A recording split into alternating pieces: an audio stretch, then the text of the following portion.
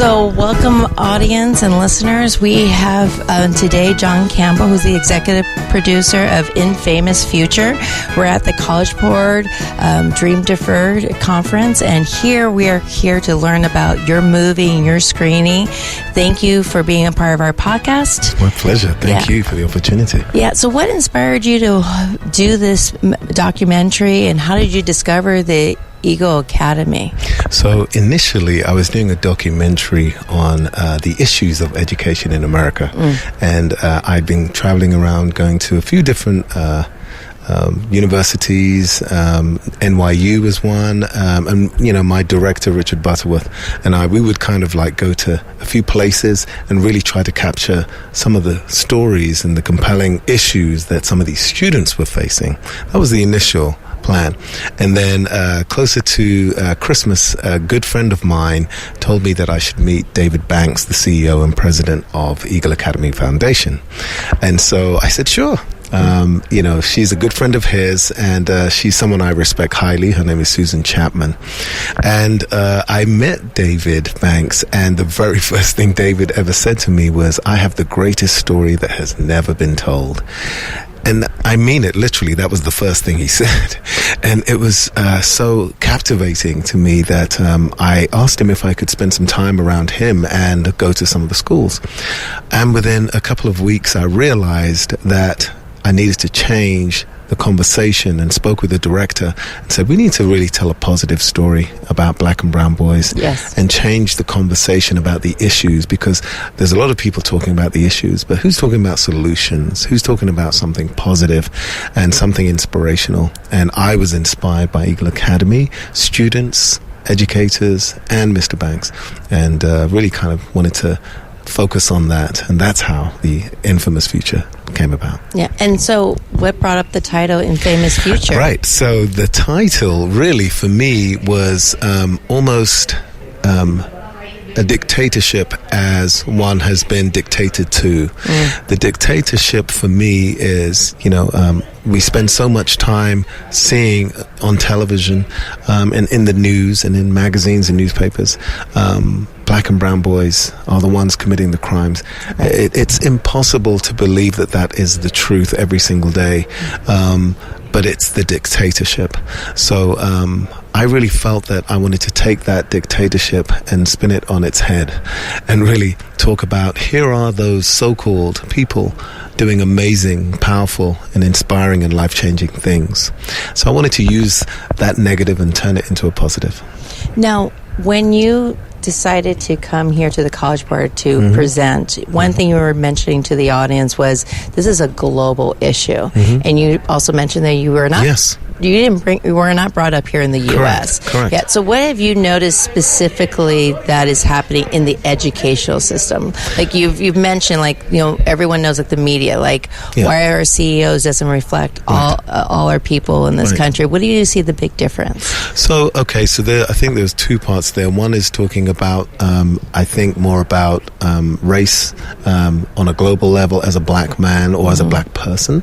And the other really is on the educational level and how I think, if I'm understanding correctly, and the educational side of how do I see that in this country in terms of how race is treated. Okay, so the first part for me is racism is global.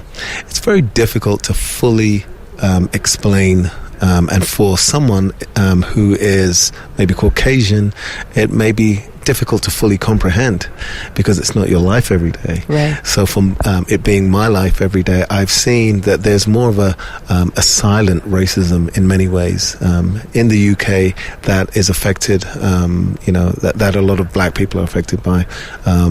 But I also know just as there are good people in some places, there are good people in London who are also Caucasian, who are very supportive and are part of working for a better life for all and part of trying to create solutions. I do see that there, but I do know that it is such a small percentage that it's difficult to really see where the changes are. You can watch television in London in 24 hours and you may see 2 or 3 black people. on television. And that's disturbing.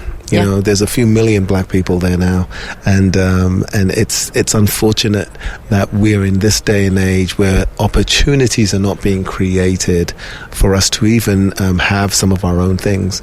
And if you notice, even some of the famous actors, you know who they are because they're over here doing a lot of the work, and they do try to help. I know for a fact David Oyelowo, I know for a fact Idris Elba, and Aman, and many others are in London trying to make an impact. Whereas in America, part of the difference is there is such a loud voice saying Black Lives Matter and we matter and let's work together and we deserve, and I love that. However, there is a challenge that comes with that as well, because there's so much sensationalism to the negatives that it's difficult for a black person to really feel a sense of community and citizenship when it comes into a corporate environment. You hardly ever see black people at the top. It's difficult. So I think about that, but I also think from an educational standpoint, it's critical, as we were talking earlier with the film, it's critical for educators to appreciate that a kid who's coming from 79th Street up in Manhattan is not going to be like the same kid who's coming from maybe Brownsville in Brooklyn. Their mindsets are different, so we can't expect the same things. We have to be open to an approach that really helps and supports both for the learning process and for the thriving process. And I think sometimes it's just one mandate, this is the way it is, and if you don't like it, then you're out. Yeah, and on the Q&A panel, and even right now, this is something close to your heart. Yes. I could feel that. Yes. So do you mind sharing what you feel comfortable with to our listeners? What's your story, Yeah. Okay, so my story is I grew up in London. My father's a minister. I grew up very much in the church and was at a very young age, got involved in entertainment and art. Started with gospel music and then moved into pop and R&B. I was writing, I was performing, and I actually started that way. That's why you can hold that mic so well, huh?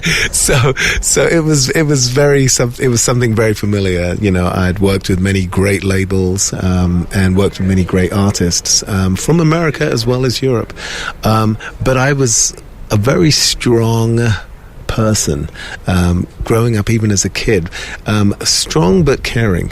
What I mean by that is strong because I was determined that I wanted to make something of myself, but caring because I cared to know more than I did. Growing up, I felt kind of sheltered just by being in the church most of my up to 18 years old. But what I started to do was read books like M. Scott Peck's The Road Less Traveled, and I started reading Gary Zukav, The Seat of the Soul. These things really started inspiring me to seeing more about myself as a human being.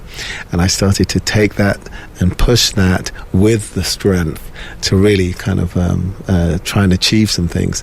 And so I moved from London to Atlanta and spent 2 years there and was still in the music industry at that point, and then moved from Atlanta to New York. And when I got to New York, I had taken a job literally for 8 days at Citigroup.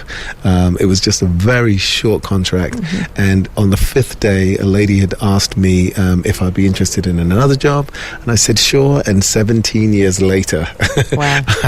I was for the digital strategy team. I was the global chief of staff there.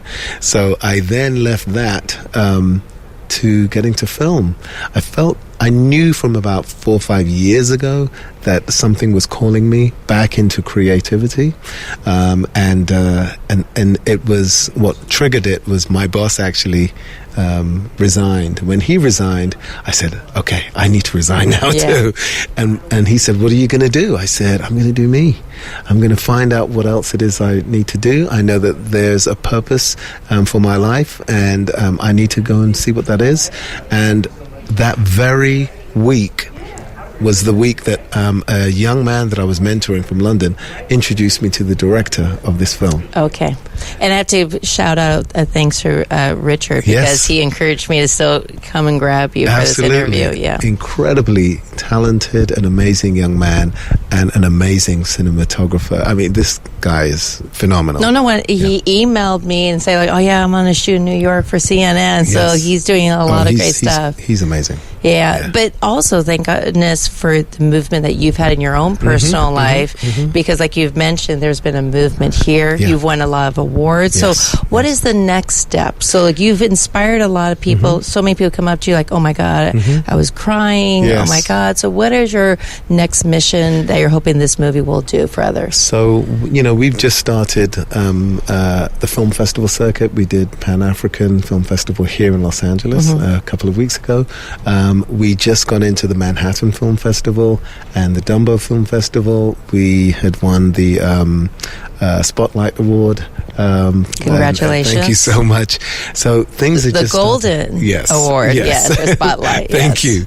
And so, the fact that the film festival circuit starts in January and we're already getting some great attention, and we've also, with Eagle Academy Foundation and with the Eagle Academy Schools, we're now going all over the country. We have a calendar that's kind of full on a weekly basis.